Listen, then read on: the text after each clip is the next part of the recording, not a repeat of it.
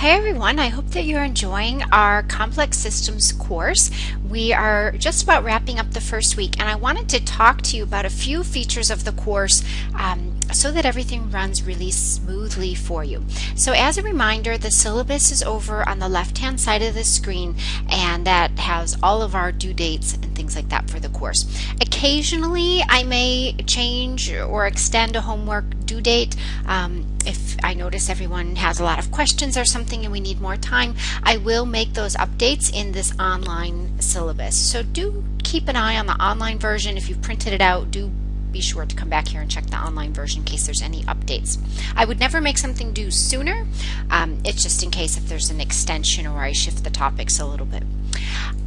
Where I really would like to talk more in depth about is this lectures and videos area. So this past week we've been talking about what are complex systems, and as you notice in our course there's a mix of different videos. So sometimes I will include my own videos, but often I will also include videos by other researchers, other scientists, other presenters.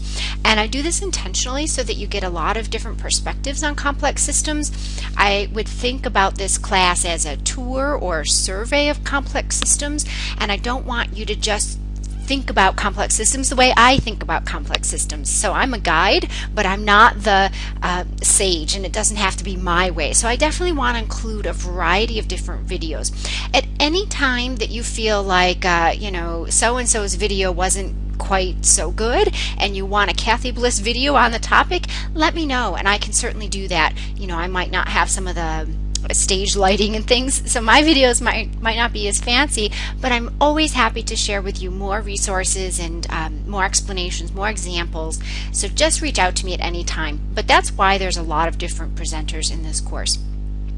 The other thing that I'd like to talk about is our textbook. So our textbook for the course is free, and you click on the link there, do the reading. The reading's pretty short, but there are these questions, and I call them self-check questions. Let's open those up.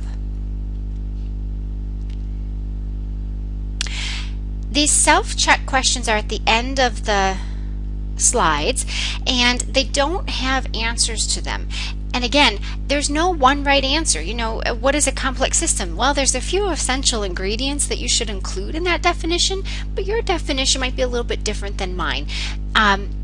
Give an example of emergence. There's many examples of emergence. So there's no one right answer for these questions. If you want to check your answer, you want to discuss these, and I really encourage you to do that because often these show up on quizzes or exams. If you want to talk about the answers to these questions, the place to do that would be on the discussion board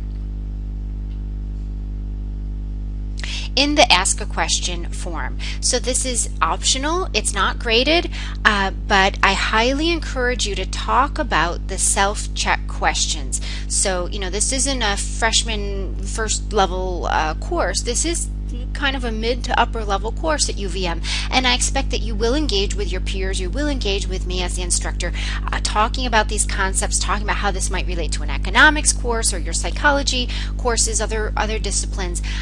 So definitely take that upon yourself to reach out, talk over these self-check questions. Ask if your answer is correct. Is it incorrect? How do you do it? Sometimes there'll be little coding exercises in here to try to do something up in MATLAB. Feel free to post your code and say, is this correct? Feel free to help each other and say, I did it this way. Here's how I approached it. I think your answer is right. I think your answer is wrong. So definitely feel free to collaborate on these self-check questions. Okay, so these are kind of open discussions. You should definitely do them. As I said, they will show up on quizzes or exams. Okay, so on the quizzes or exams, I try not to surprise you. For the most part, I really am pulling quiz and exam questions from the self-check material. Okay, so again, I really emphasize that you should go and discuss those, things like that. At any point you have questions, definitely feel free to post here. I check this area daily. I also check email daily. I'm online 7 days a week. Sometimes I'm in a different time zone, so I might reply at 3 in the morning. Even if I'm in Vermont, I might reply at 3 in the morning. I just like to work unusual hours, so don't let that alarm you or frighten you. It's just, with an online class, we have a little bit of flexibility like that. So I usually will reply within 24 to 48 hours, often much quicker, but feel free to help each other as well. If someone asks a question, you know the answer, feel free to hop right in and share your thoughts on that. Okay, so it's a very friendly course, very lively course. The more we can post on this Ask a Question area, I think the more the course will really come alive and become relevant to your disciplines.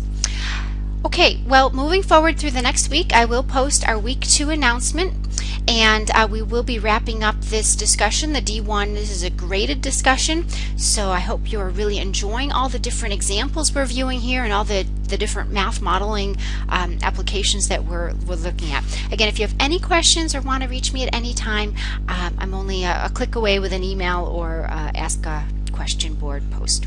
Great. Have a great day. Thanks.